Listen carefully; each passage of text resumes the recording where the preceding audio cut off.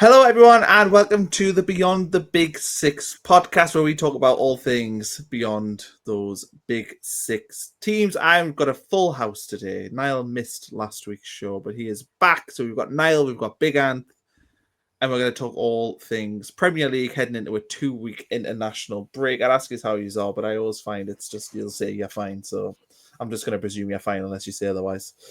Let's dive into it, though. Bournemouth beat Fulham 3-1. I want to start with Bournemouth this week, and because I've been impressed with them. Only one defeat this season that came on the opening day. Maybe a couple of disappointing draws. I think they probably look at that Newcastle game and the Leeds game and think maybe they could have got more from that. But I am feeling good about Bournemouth right now. And I want to ask you, what do you think the ceiling is for this Bournemouth team this season? I don't see any reason why they can't push for Europe. They've started very well, and they've got, for all they've had a big turnover of players in the summer, they seem to have kind of ridden that, and they're thriving still. So, there's nothing stopping them from getting to the upper reaches of the table for me. Niall, what do you think? Do you think that maybe that fifth place, which is normally, potentially a Champions League spot, but do you think that fifth place spot is potentially open for Bournemouth, or do you think they can even get in the top four, or is that too high? You often see one team challenging outside of the normal teams that challenge, who are a bit different last season. Obviously, it was Nottingham Forest, Newcastle did it, Villa did it. It is becoming a trend. Can Bournemouth be that team? Absolutely. They've got quality in every position. They've got, for me, one of the best players in the Premier League, and on Semenyo. They've got the score goals from. I know it sounds a bit ridiculous, but the score goals from any scenario. The game on Friday night against Fulham, they only had one clear-cut chance. And if you look at the way they score their goals, they're hitting them from left, right, and centre. Semenyo's, taking on 6-7 players. They've just got quality in every position. I think they've gone under the radar a little bit because of Crystal Palace start. They started so well. I feel like everybody was talking about Crystal Palace, and Bournemouth have just been a little bit under the radar, but it wouldn't surprise me at all if they challenge for Champions League places. And what role do you think the manager has in all this? I mean, are we talking about, we talk about Glasner, and obviously I think Glasner right now is obviously flavour of the month, and so he should be. He's won the FA Cup. Obviously, Eddie Howe won the Carabao Cup last season, and I think Iraola has sort of sat maybe one notch behind them. But I think he is possibly the one who is the best fit to go to that elite European club level. I would not be shocked if this guy rocks up at a Real Madrid or a Barcelona in the not too distant future. I think that's where he could potentially go, and everything he's done at Bournemouth sort of, to me, proves that he is pushing into that level. And I don't know what he wants. I don't know if he's happy to sit at Bournemouth. I don't know if he'll sit here for 3 or 4 years and continue to build it. But there is a ceiling with Bournemouth, isn't there? There is a, you only play in front of 11,000 fans. There is sort of, you are going to get stuck at some point with Bournemouth just because of the size of the club. Obviously, they're doing exceptionally well, and it's not going to be any disrespect there. But what do you think his level is? And do you think there's any fears from Bournemouth that he could be poached at some point in the not too distant future? Can't say why not. He's doing incredibly well. He's very pragmatic. He organises his team very well. The substitutes and things he makes seem to be very effective when he does it. So, the structure he's got Bournemouth playing to is very well organised, scoring goals. I mean, that goal from Semenyo, how on earth he scores from an angle is a mystery for me. But yeah, just playing some really good football at the minute. And I think that there was a concern about Richard Hughes leaving, but that doesn't seem to have affected him or the squad. So yeah, there's no reason why he can't go on potentially, and I can see bigger clubs potentially looking at him and thinking he could really come in and he could change things for us. And now, what about Fulham? I don't know. Are we concerned with Fulham? I mean, they've won back-to-back home games, didn't they? Which seem to nullify that a little bit. But I think I'm sort of feeling like they're a little bit stale right now, and I really like the manager Marco Silva. I think that he's brilliant, and I don't think they'll be in necessarily any relegation danger per se. But I am a little bit worried that it doesn't feel like they are progressing like maybe a Bournemouth who we're talking about here. It feels like they were both maybe at a similar level last season, but now it feels like Fulham have maybe went down a notch while Bournemouth have went up one.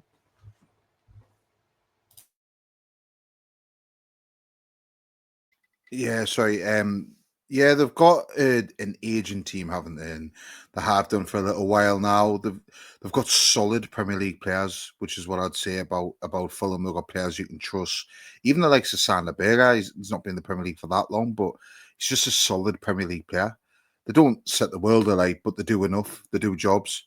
They'll get enough home wins that, I mean, they could go under the radar and they could slip into those positions, but I really rate that manager. He's very experienced now, Marco Silva. He's been there for a lot of years, knows the league like the back of his hand. I don't think they're going to be in any trouble.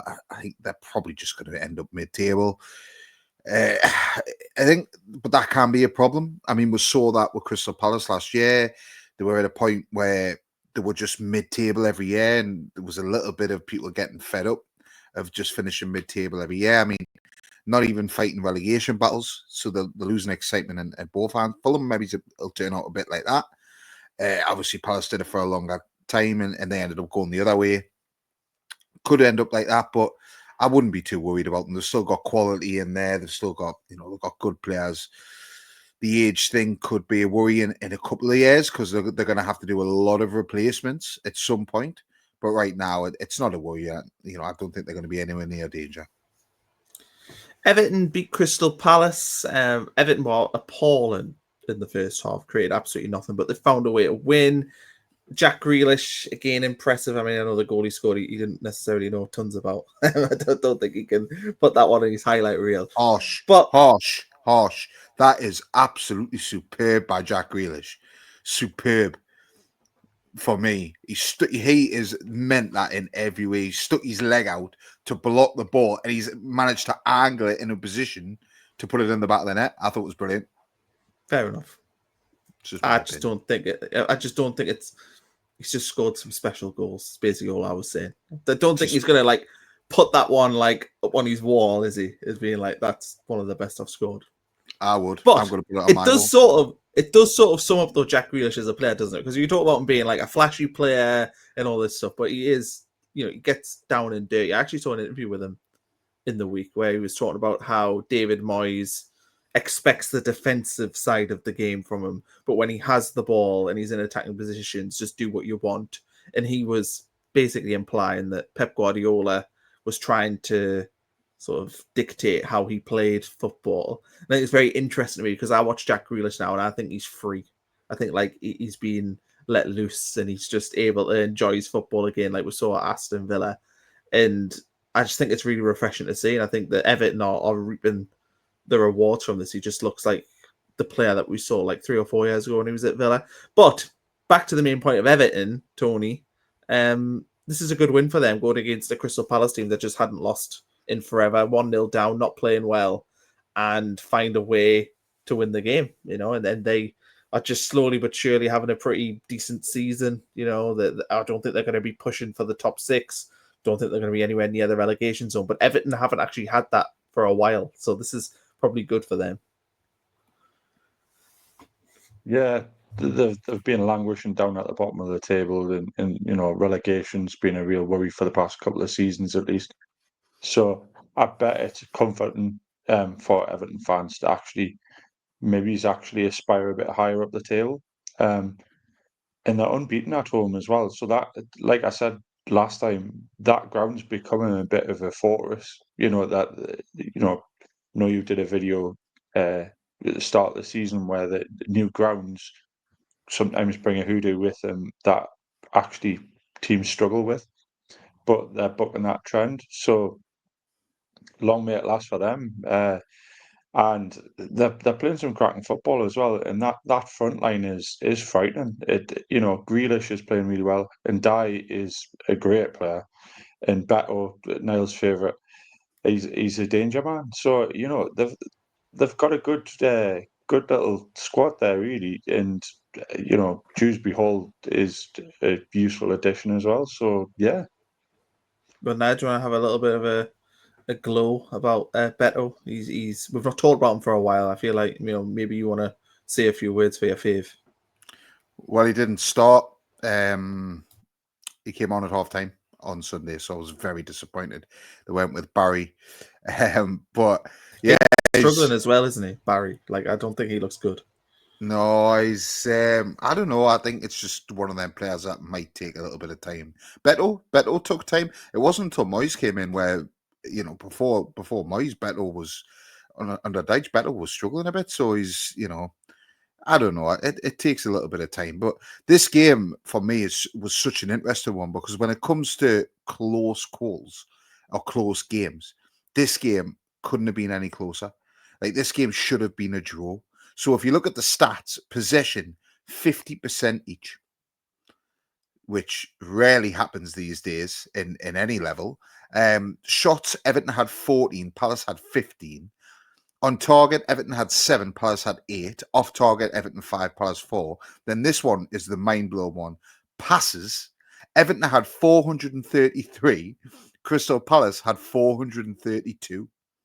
So this is what I'm saying. This is when it comes to close matches. Everton and Palace have played one of the closest games you'll see all season, and Everton have gone to nick it with a bit of genius, in my opinion, from Jack Grealish. So is that where they are? Are they the same? Palace have had a better start, of course, but you never see a game that close, and I found it very intriguing. I just want to check what the XG was now.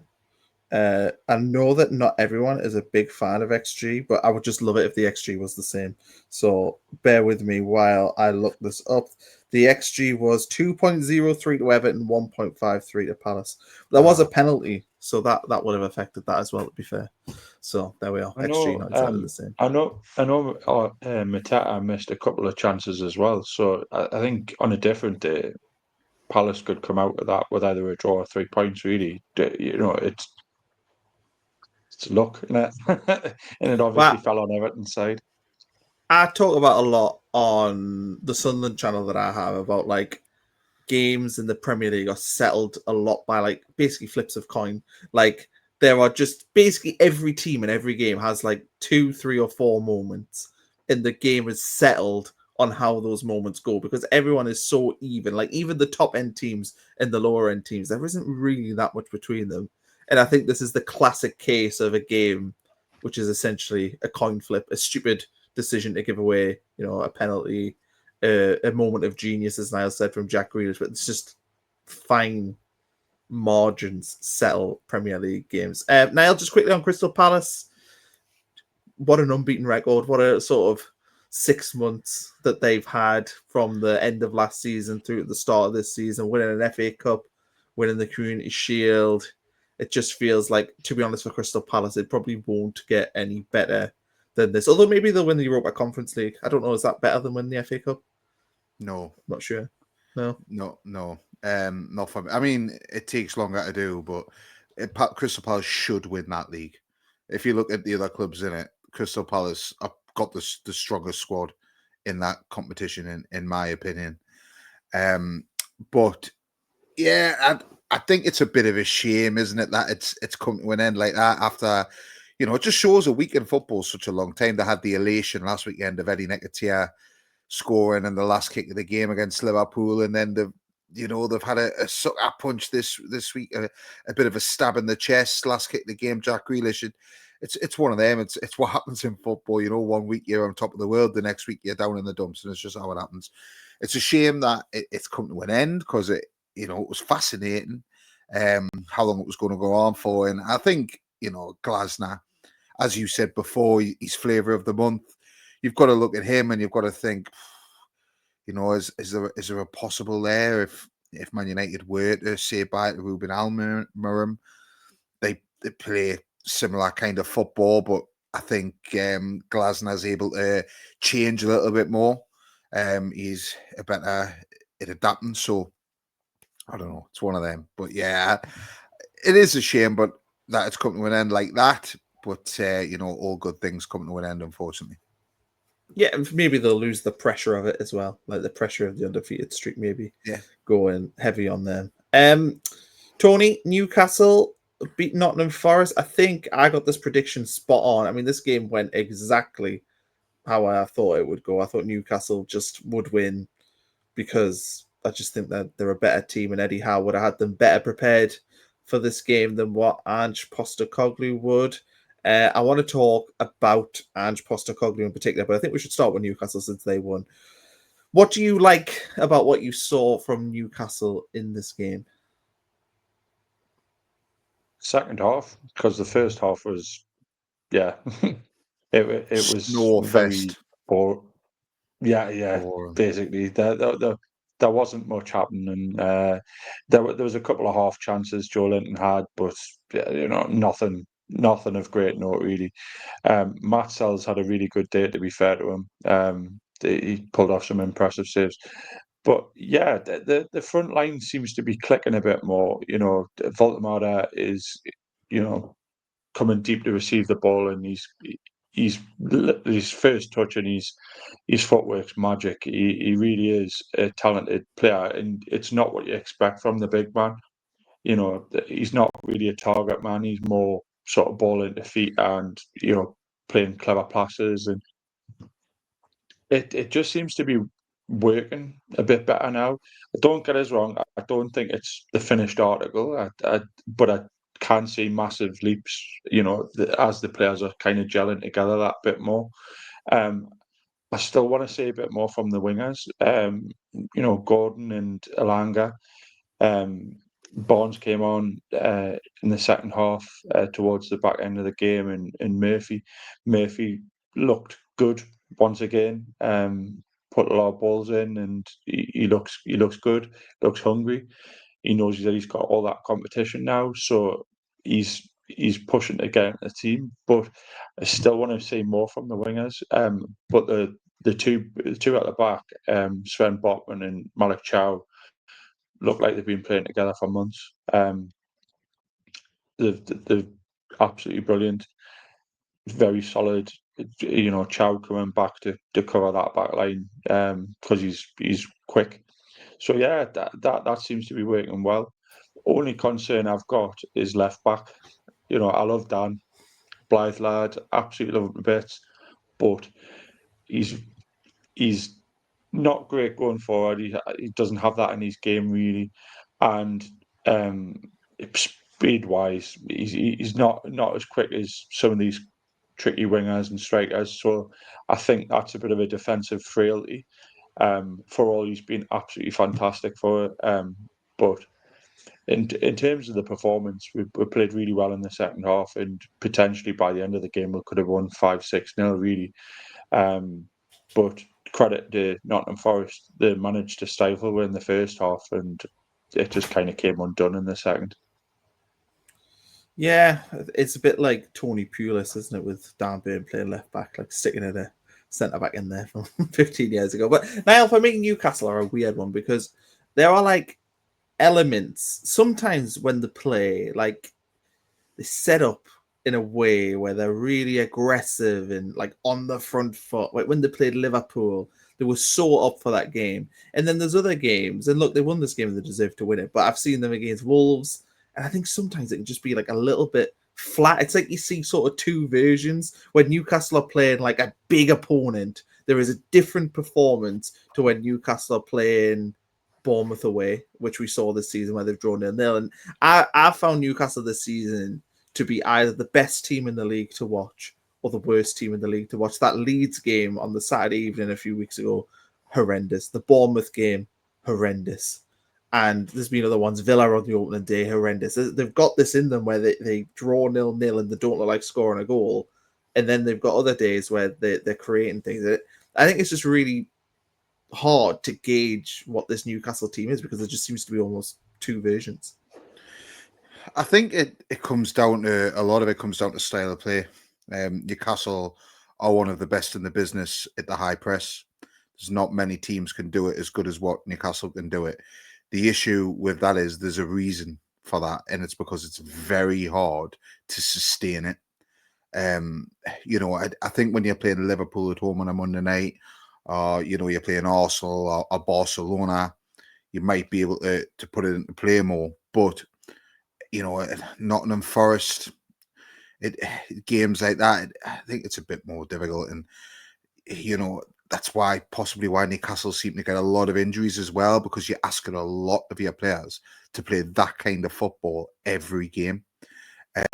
It's great to watch when they get it right, and they get it right probably more often than what they get it wrong, which is why they've had so many good seasons in recent years. But I just think they don't really have the depth either. They've got better depth than what they had, but still not enough to sustain a high pressing style of football like that. I mean, there's not many teams I can think of ever really that have that kind of high press. I know Man United did all those years ago under Ferguson, but then again, they could put that to rest when they were playing teams at home, like Ipswich's and teams like that. Newcastle, I don't think, have that luxury just because of the squad depth. So I think that's possibly why you see two Newcastles for that reason. I also think teams are becoming a little bit more smart out of the high press, and they're becoming a little bit, learning about how to sort of deal with it. I think Ange Postecoglou has nightmares about going to St James's Park. I think the last 2 times he's been there, he's having thrashings. Or 2. I think last season wasn't too bad. I think it was only 2-1 last season, but times before that, they've getting battered, haven't they? And I feel like that first half on Sunday was Forest avoiding that. That's what it was. And they did it quite well. And I actually thought at half time, if they get in at half time, they might have a chance of nicking something second half. But, Newcastle have that extra quality. Bruno Guimaraes, great goal. They've had chances to hit the bar, it's bounced down. They've had the one where Voltamara, fantastic defending, was it Nico Williams, who's took his foot out? Brilliant defending, and then obviously they get the penalty, but it's just that little bit of extra quality for Newcastle that won them the game in the end. On another day, a Nottingham Forest performance like that, they could nick a draw there. But yeah, I just think Newcastle had too much quality, but yeah. Yeah, Voltamara possibly winning penalty of the season. It was a hell of a strike. Ange Postecoglou. Yeah, well, I mean, that's the risk you take. But Ange Postecoglou, are we at the end game, Tony, for Ange Postecoglou already? I think we're 6 games into his reign, but it just feels like it is a disaster. And I know he's got 2 weeks now to work on the team, but I just can't help but feel that when your home fans are chanting you're getting sacked in the morning, that do managers ever come back from that? Does it ever work out in the end? And I would probably say no. And I feel like this is a little bit like Russell Martin at Rangers, where like they're just not accepting him. It's not working. You can just tell from the outside looking in that this is not a good fit. It's funny you draw comparisons from that because, I was just chatting to you just prior to coming on. And yeah, there is a lot of similarities there by the looks of it. I know that rang out from the Geordies at St James's there, you're getting sacked in the morning. And it's easy to see why. And after the game, there was a thing flashed up on my phone notification about he's going to have talks with Marinakis. Now, it's never good when your chairman's saying, "Oh, we're going to have a chat about how performance and things like that." Because as soon as that flashes up, there's alarm bells ringing. So I don't hold out much hope for him, if I'm honest. You might get the luxury of maybe 1 or 2 more, but it's looking pretty bleak for Ange.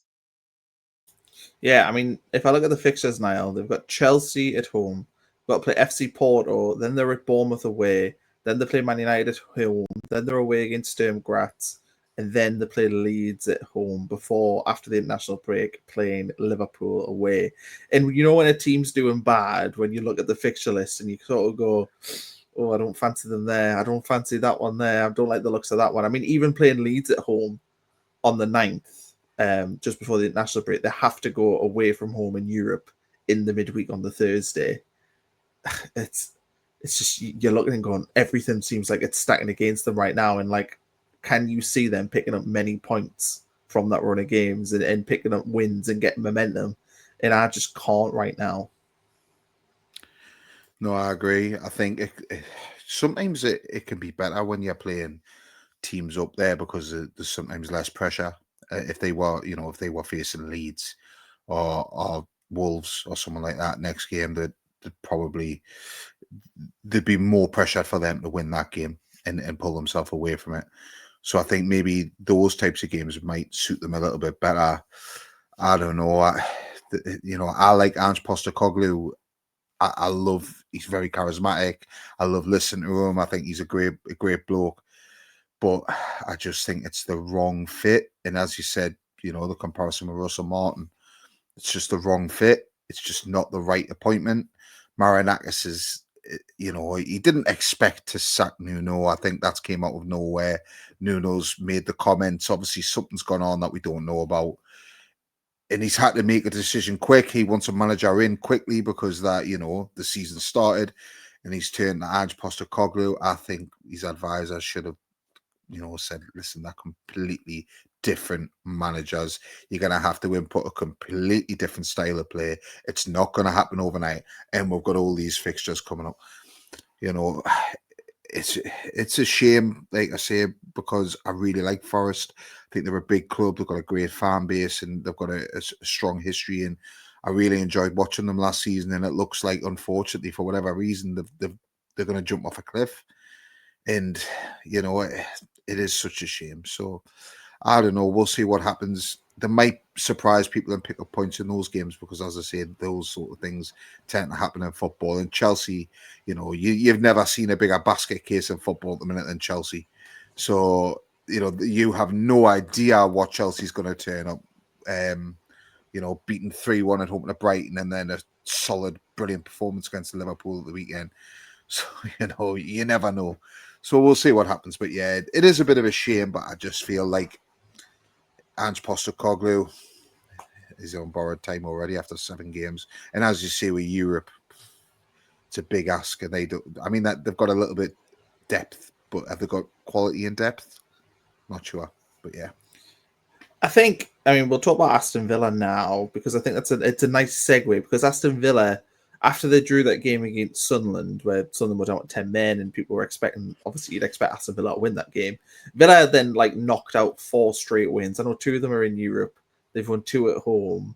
And I think maybe Forest can maybe learn from Aston Villa there. That actually playing in Europe can help you build a little bit of momentum, Connor, and you can start to see the results improve in the league as well. But Tony, with Villa, 2 high pressure home games.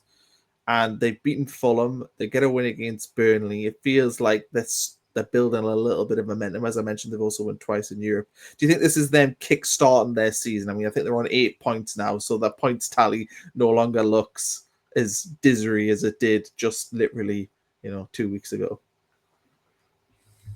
I think this is what we're kind of always expected of Villa. They struggled early doors, but they've pulled themselves around and they're getting into some form of rhythm. Whether that's with the strikers starting to fire now, Marlon scoring a double at the weekend there, and Ollie Watkins scoring the week beforehand. So they are starting to create more chances. They're starting to score. That's what wins the games, as Michael Owen once said famously. But yeah.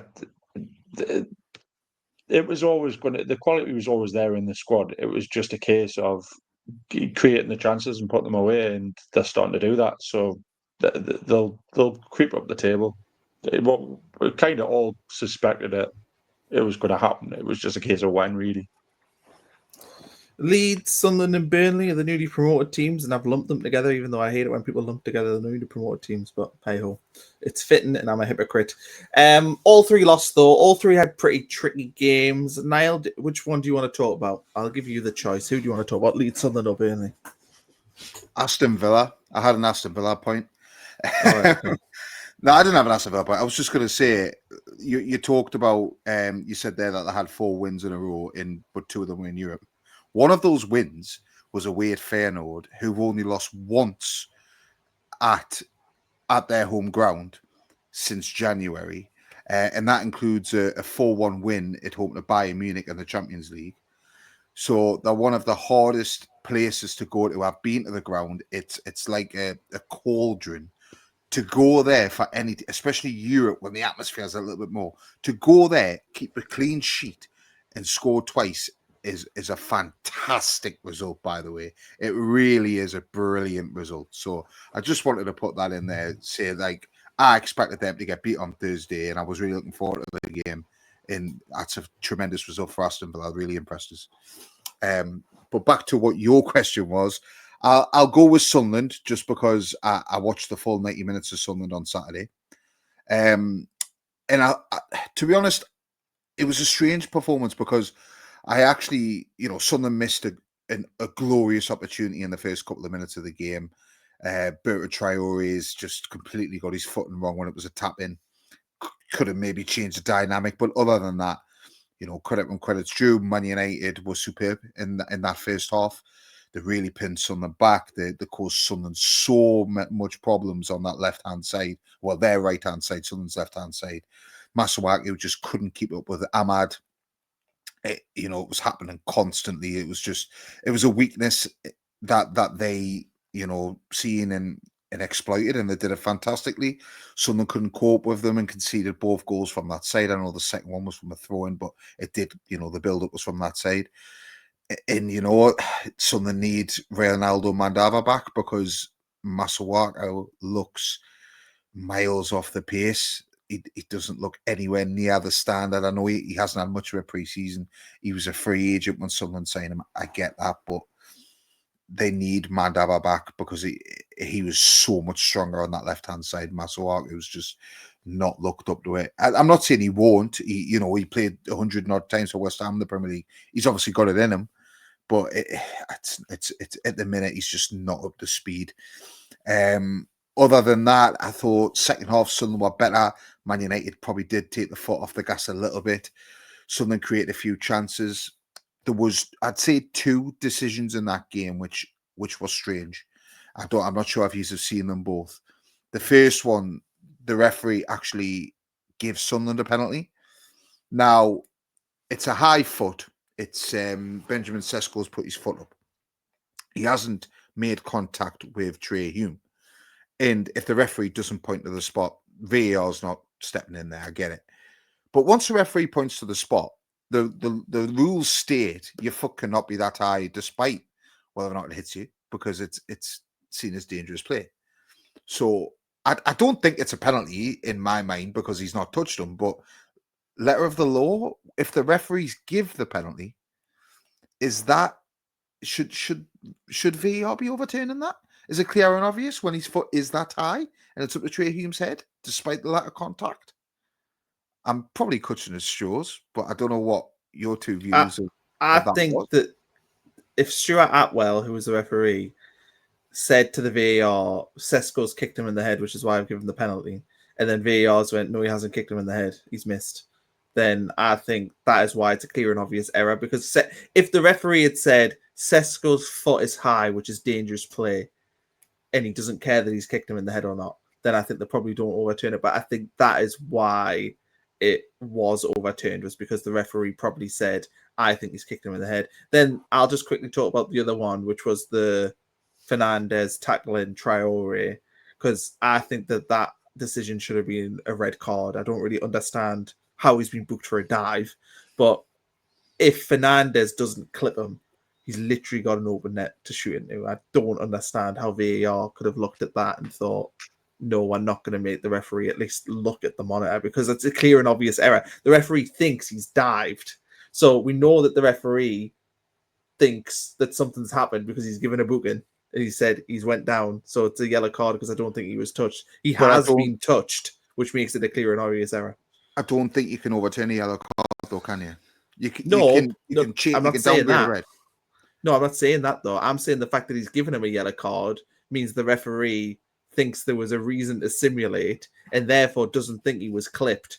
He was clipped. You can see that obviously on the replay, which means the decision should have been a foul and a red card. You can be clipped and still be simulation in the referee's view, though. Like, just because there's contact doesn't mean he hasn't dived. I don't think he did dive. I'm just saying that's probably what the referee is thinking with that one. I think it's a red card. I think, the goal, it's an open goal. So that makes it automatically a clear and obvious goal scoring opportunity. For me, I thought it was a bit of a strange one. Listen, Man United deserved to win that game of football. Yeah. I have no, that is what it is. Man United deserved to win the game of football. But sometimes these decisions can swing games. And I feel like there's two there which were a bit strange. I can accept the first one if he didn't give it on the field, which he did. And as you said, if that is the case, then fair enough. But the second one, for me, I don't understand how they've came to that conclusion, and VAR hasn't intervened. But yeah, Man United deserved to win the game, and that's a be all and end all. Tony, do you want to talk about Burnley, or do you want to jump in on Sunderland quickly? I just wanted to quickly say I didn't know if it was a toss up between the tackle or the keeper. For me, there's because there's connection with both parties for me. So I don't think he dives personally. I do think you had an argument for potential red, like from either the player or from the keeper. I do think that's contact there. Well, that's the ultimate thing. He's been fouled twice and got booked.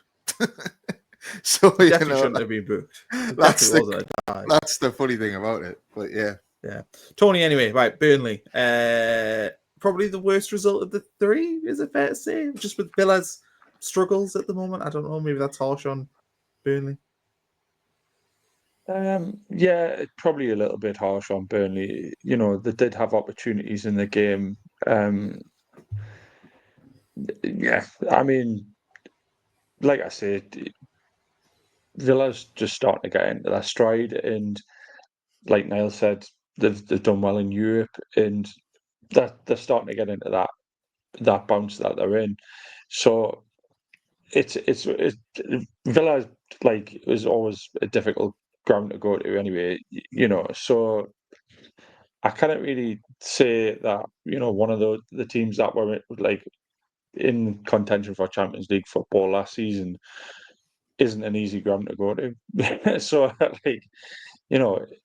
you wouldn't have expected Burnley to go there and get 3 points from the off, or coming away with a draw. I think most Burnley fans would be quite happy with.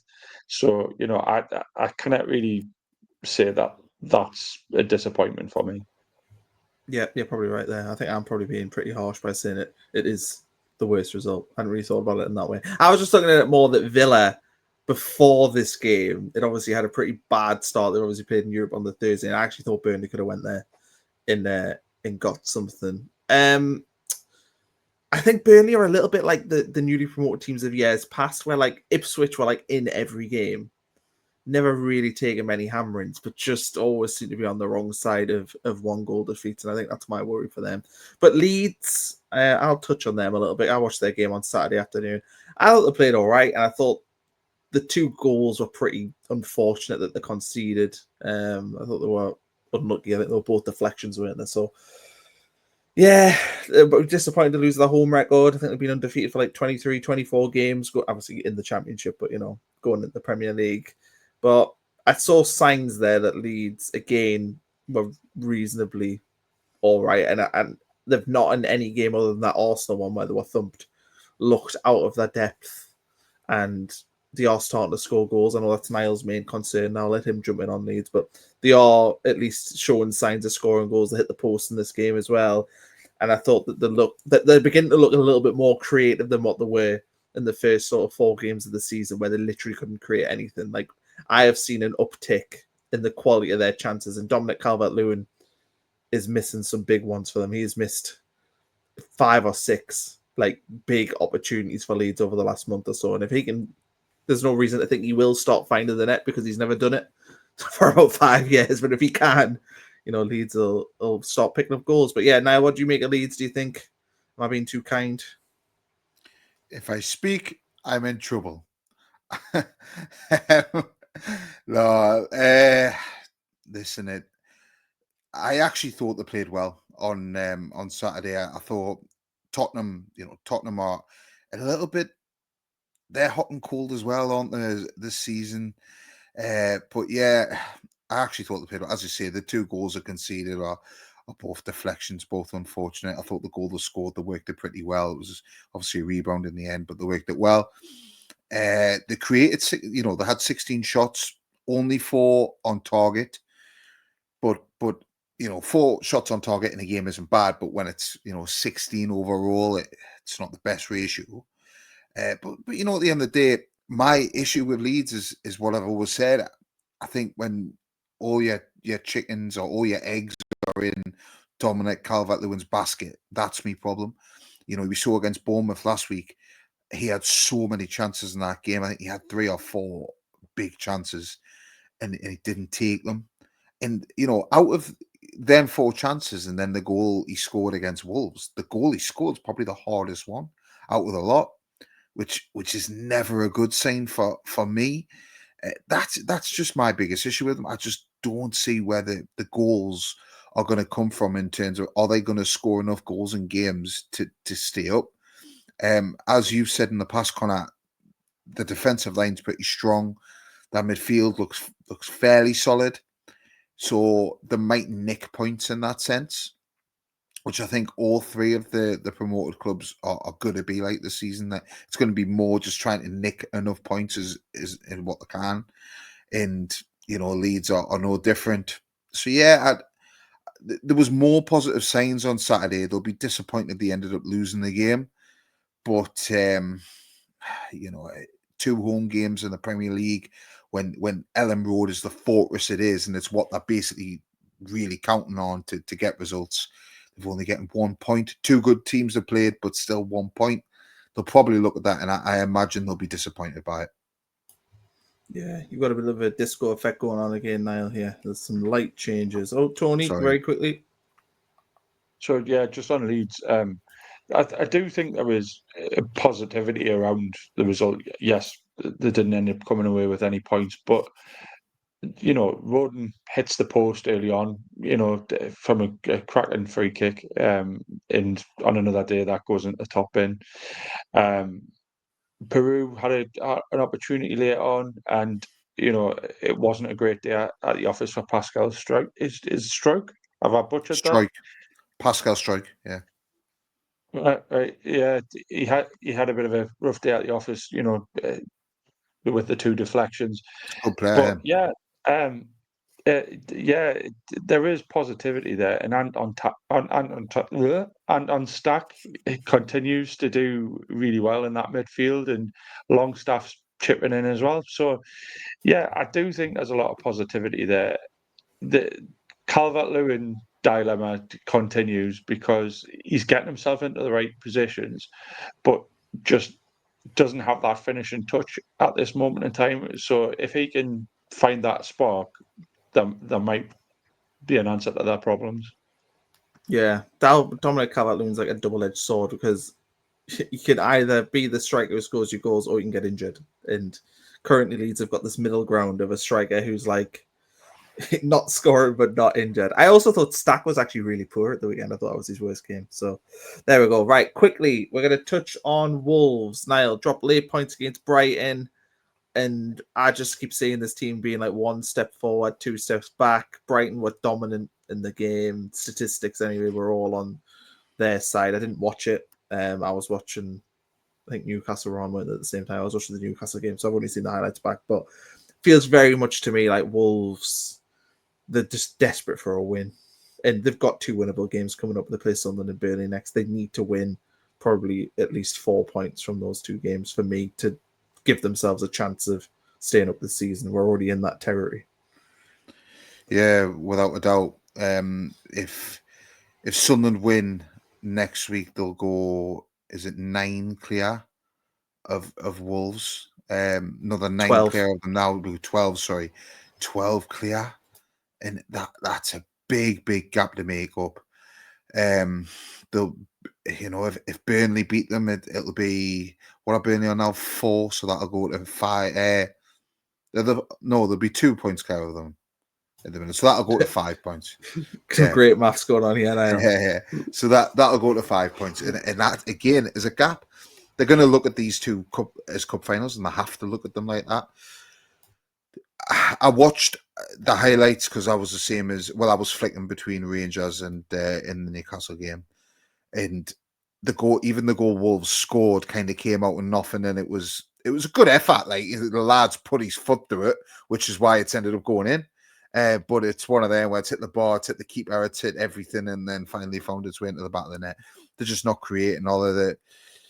I don't know. I think Brighton, yeah, they dominated large parts of the game and looked fairly good, to be honest. But again, you'd expect Brighton, with the quality they have, to beat a struggling Wolves team, whether or not it's home or away, and they haven't been able to do it.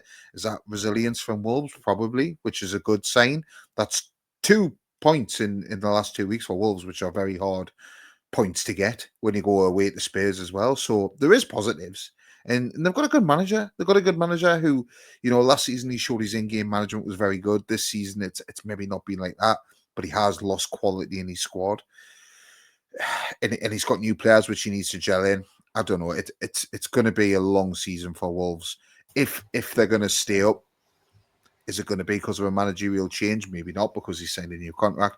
Is it going to be an upturn of form? Either way, it's going to be close for them. It's going to be a close call. But these next 2 games for them are huge.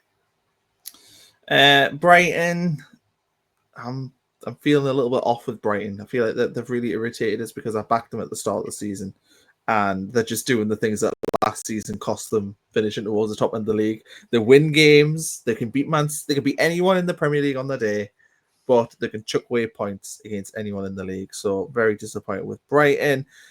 Tony, West Ham and Brentford both lost, and I'm not expecting tons of analysis here, really, because there isn't really much to say when you lose against Man City and Arsenal. So nothing all that surprising. Anything to add on them, or you're happy to just call it a day? No, I don't think there's much to add to that. I did going into that weekend. I don't think any of those, like Brentford or West Ham, expected to come out of that with anything really, especially the form that the two sides are in. So no,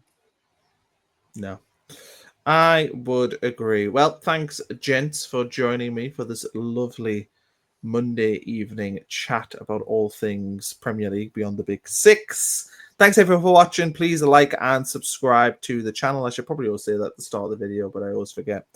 And thank you, Tony, for joining. Thanks, Niall. And we'll see you all for an episode next week. We're going to redo our 1 to 20s and see if we've changed our mind on how the Premier League table is going to look at the end of the season before we then look ahead to the games in 2 weeks' time. As depressing as that is, that we've got to wait 12 days for more Premier League football. But thanks for watching, everyone. We'll catch you all soon.